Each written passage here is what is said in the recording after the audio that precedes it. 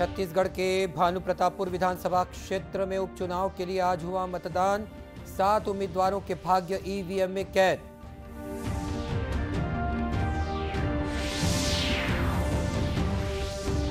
अंबिकापुर के मातृ शिशु अस्पताल में 4 बच्चों की मौत।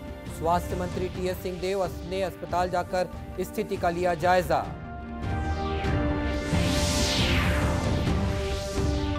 भारतीय सेना में अग्निवीर भर्ती के लिए युवाओं में देखा जा रहा है उत्साह।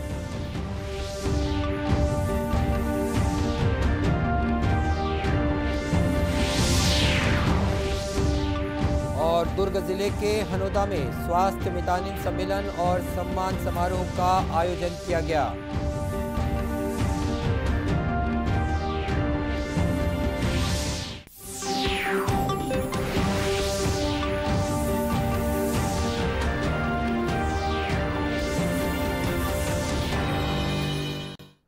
नमस्कार, आप देख रहे हैं दूरदर्शन समाचार। मैं हूं मनीष अहलूवालिया और अब समाचार विस्तार से। छत्तीसगढ़ के भानु प्रतापपुर विधानसभा क्षेत्र में उपचुनाव के लिए आज मतदान हुआ। सुबह 7 बजे मतदान की शुरुआत हुई। मतदान दोपहर 3 बजे तक चला। सुबह से ही मतदान केंद्रों में वोट डालने के लिए मतदाताओं की कतारें लगी रहीं। सुबह 9 बजे तक करीब 10% मतदाताओं ने अपने मताधिकार का प्रयोग कर लिया था। वहीं दोपहर 1 बजे तक लगभग 50% और 3 बजे तक लगभग 65% मतदान हो चुका था। पीठासीन अधिकारी हेमंत नेताम ने बताया कि मतदान के लिए सभी प्रबंध किए गए हैं। व्यवस्था को बढ़िया रूप से बना के रखेंगे। अगर कोई महिला गर्भवती अगर महिला आती है तो लाइन तोड़कर उनको प्रवेश देंगे। इसके अलावा कोई बुजुर्ग आते हैं तो उनको भी लाइन से अलग लाकर वोटिंग करवाएंगे। भानु प्रतापपुर निर्वाचन क्षेत्र के तेलगरा मतदान केंद्र में कांग्रेस प्रत्याशी सावित्री मंडावी ने मतदान किया। वहीं भाजपा उम्मीदवार ब्रह्मानंद नेताम ने अपने गृह ग्राम कसावाही में मतदान किया। और अब खबर अंबिकापुर से। सरगुजा जिला मुख्यालय अंबिकापुर स्थित मातृ शिशु अस्पताल में 4 बच्चों की मौत होने के समाचार हैं। बच्चों की मौत के कारण का अभी पता नहीं चल पाया है। ये बच्चे special newborn care unit में भर्ती थे। इस बीच रविवार रात करीब आधे घंटे तक बिजली चली गई। आज सुबह पता चला कि अस्पताल में भर्ती 4 बच्चों की मृत्यु हो चुकी है। परिजनों ने आरोप लगाया है कि अस्पताल प्रबंधन की लापरवाही से बच्चों की जान गई है। तो वहीं अस्पताल प्रबंधन का कहना है कि बिजली कुछ समय के लिए बंद हुई थी, लेकिन वेंटिलेटर और ऑक्सीजन सपोर्ट सिस्टम चालू था। घटना की खबर मिलते ही मौके पर अस्पताल के डीन, कलेक्टर और सीएमएचओ समेत तमाम अधिकारी पहुंच गए हैं। फिलहाल घटना की जांच जारी है। इस बीच स्वास्थ्य मंत्री टीएस सिंहदेव ने मुख्यमंत्री भूपेश बघेल को भी इस घटना की जानकारी दी। साथ ही घटना की जांच के लिए स्वास्थ्य विभाग के अधिकारियों की एक टीम भी बनाई गई है। स्वास्थ्य मंत्री ने बताया कि अंबिकापुर के मातृ शिशु अस्पताल में 4 बच्चों की मौत की जानकारी मिली है। विभागीय प्रमुख अधिकारी को जांच टीम गठित कर अस्पताल भेजने के निर्देश दिए गए हैं और वे स्वयं भी अंबिकापुर अस्पताल जाकर वहां स्थिति का जायजा ले रहे हैं।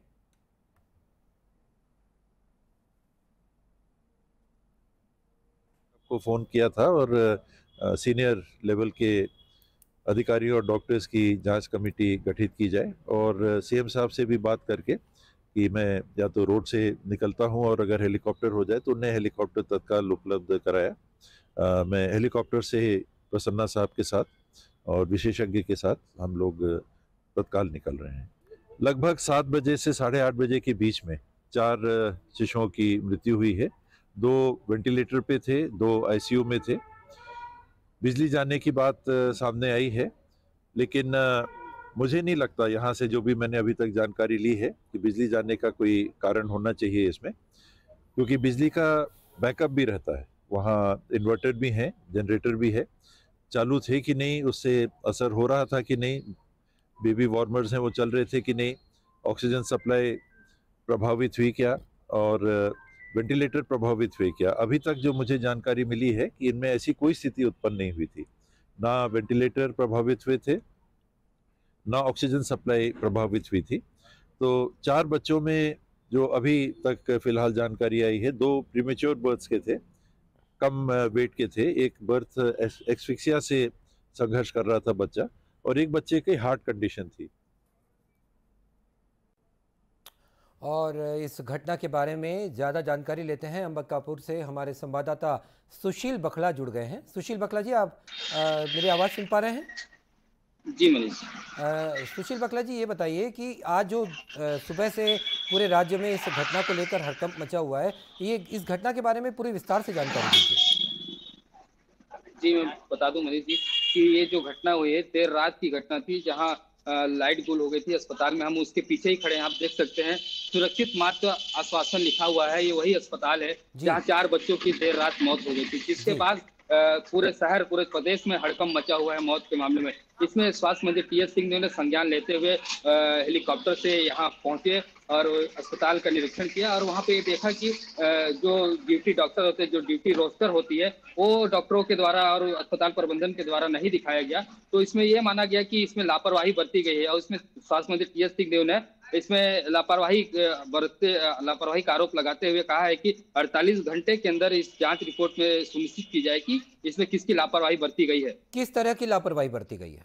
क्या बिजली गोल हो गई थी? क्या बिजली गुल हो गई थी या फिर ऑक्सीजन सपोर्ट सिस्टम ने काम करना बंद कर दिया था, वेंटिलेटर ने काम करना बंद कर दिया था? किस तरह की लापरवाही हुई है? जी मैं बता दूं, इसमें जिस तरीके से स्वास्थ्य मंत्री टीएस सिंह ने कहा है कि इसमें जो ऑटो कट होते हैं यूपीएस के द्वारा जो वेंटिलेटर में चलाए जाते हैं, तो इसमें किसी तरह की लापरवाही नहीं बरती गई। लेकिन जो राउंड में डॉक्टर होते हैं उनके द्वारा राउंड करना चाहिए था, लेकिन वो जो रोस्टर होते हैं, जो ड्यूटी डॉक्टर होते हैं, उनका कोई दिखाया नहीं गया रोस्टर, तो इसमें लापरवाही बरती जा रही है, ये देखा गया है। रात को सुशील बखला जी एक बात बताइए, रात को 1 बजे से 3 बजे तक लाइट जाती है, तो उसके बाद क्या कोई भी डॉक्टर बच्चों को देखने नहीं आया न्यूबॉर्न यूनिट में कि अब क्या हो रहा है वहां पे या वेंटिलेटर की क्या स्थिति है?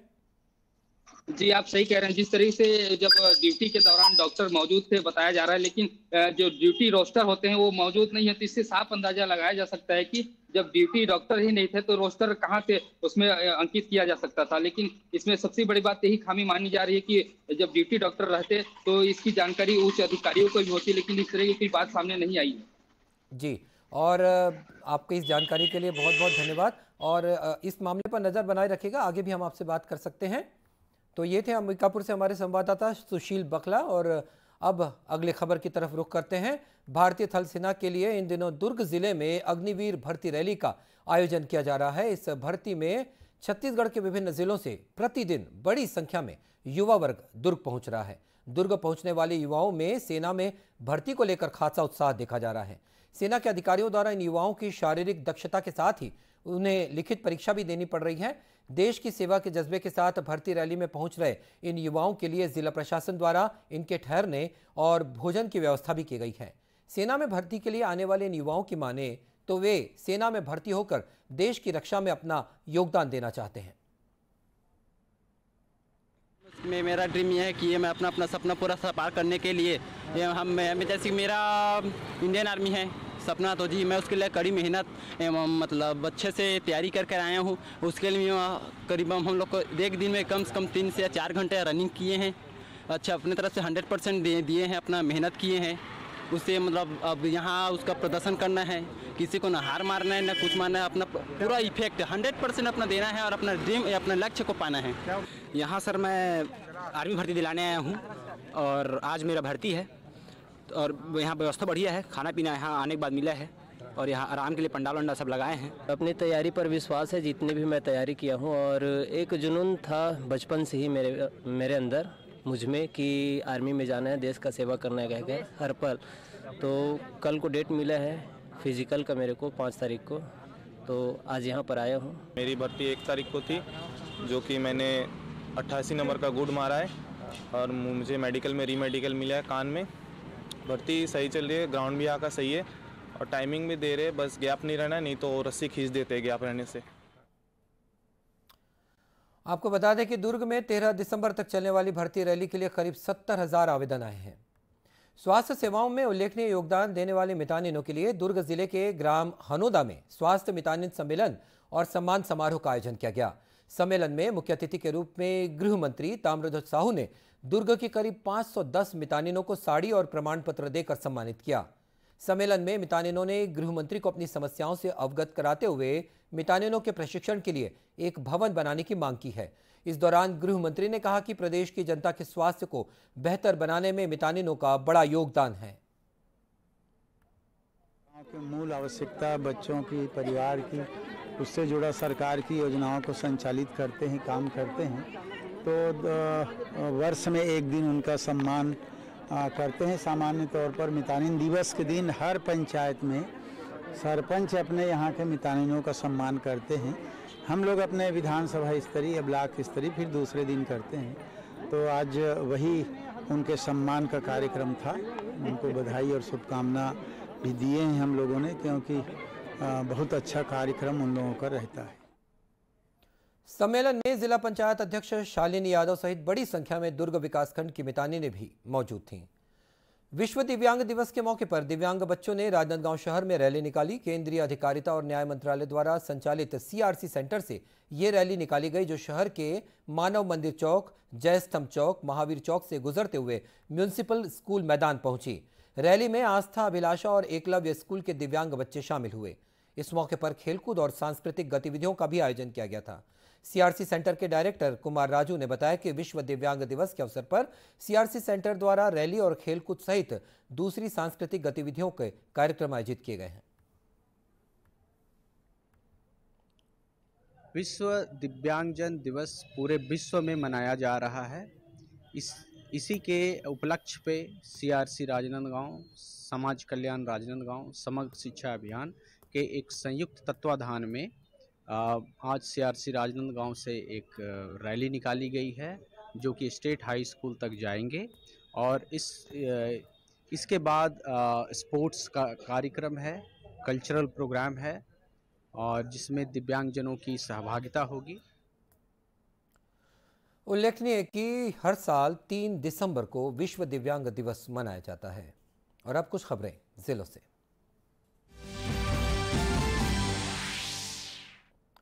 बेमेतरा जिले के बिरला विकास खंड के ग्राम हसदा स्थित धान उपार्जन केंद्र में किसान सम्मान समारोह का आयोजन किया गया। इस मौके पर दुर्ग सेवा सहकारी केंद्रीय बैंक के अध्यक्ष राजेंद्र साहू ने किसानों का सम्मान किया। वहीं 13 लाख रुपए की लागत से धान उपार्जन केंद्र में निर्मित शेड और गोदाम का लोकार्पण भी किया गया। इस दौरान गौठान में किसानों ने पैरे का दान किया। जांजगीर चांपा के अकलतरा क्षेत्र के अर्जुनी गांव में शराब दुकान बंद कराने की मांग को लेकर महिलाओं का धरना प्रदर्शन बीते 2 माह से लगातार जारी है। महिलाओं का कहना है कि अर्जुनी गांव से जब तक शराब दुकान बंद नहीं की जाएगी तब तक उनका प्रदर्शन जारी रहेगा। उल्लेखनीय है कि अर्जुनी गांव की महिलाएं शराब दुकान बंद कराने की मांग को लेकर बीते 65 दिनों से आंदोलनरत हैं। कांकेर जिले में अंतागढ़ के पास एक 4 पहिया वाहन के अनियंत्रित होकर पलट जाने से उसमें सवार 2 महिलाओं की मृत्यु हो गई, जबकि 30 से अधिक अन्य लोग घायल हो गए हैं। घायलों को इलाज के लिए अंतागढ़ के अस्पताल ले जाया गया है। वहीं गंभीर रूप से घायल लोगों को कांकेर रेफर कर दिया गया है। बताया गया है कि ये सभी लोग ग्राम कोदाभाट से एक पारिवारिक कार्यक्रम में शामिल होने के लिए नयापारा जा रहे थे, तभी अंतागढ़ के पास उनका वाहन अनियंत्रित होकर पलट गया। कोंडागांव कलेक्टर दीपक सोनी ने कोंडागांव के महात्मा गांधी वार्ड में संचालित स्वामी आत्मानंद अंग्रेजी माध्यम स्कूल का निरीक्षण किया। इस दौरान उन्होंने बच्चों से सवाल भी पूछे और पढ़ाई के बारे में जानकारी ली। कलेक्टर ने बच्चों को मेहनत और लगन के साथ पढ़ाई करने की समझाइश दी। इस मौके पर कलेक्टर ने कहा कि वर्तमान में जल संरक्षण और संवर्धन दोनों जरूरी हैं। डबरी तालाब निर्माण से जल संरक्षण को बढ़ावा मिलता है। और बुलेटिन के अंत में मुख्य समाचार एक बार फिर। छत्तीसगढ़ के भानु प्रतापपुर विधानसभा क्षेत्र में उपचुनाव के लिए आज हुआ मतदान। 7 उम्मीदवारों के भाग्य ईवीएम में कैद।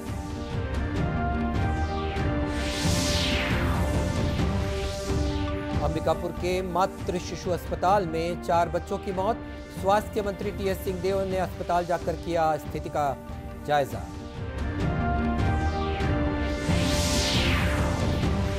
भारतीय सेना में अग्निवीर भर्ती के लिए युवाओं में देखा जा रहा है उत्साह।